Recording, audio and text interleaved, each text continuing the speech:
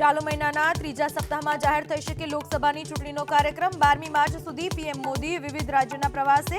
political કાર્યક્રમો ન હોવાથી ચૂંટણી પંચનું આયોજન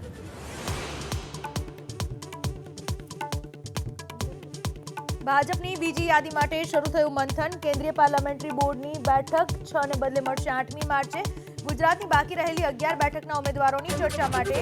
પાટીલ જશે દિલ્હી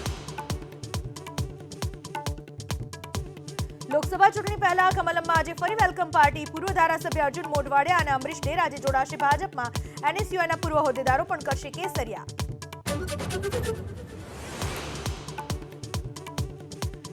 મોરબી જિલ્લા કોંગ્રેસમાં રાજીનામાનો સિલસિલો યથાવત તાલુકા કોંગ્રેસ પ્રમુખ કેડી પડસુંબિયાનું રાજીનામું સોમવારે એક સાથે 6 હોદ્દેદારોએ આપ્યા હતા રાજીનામા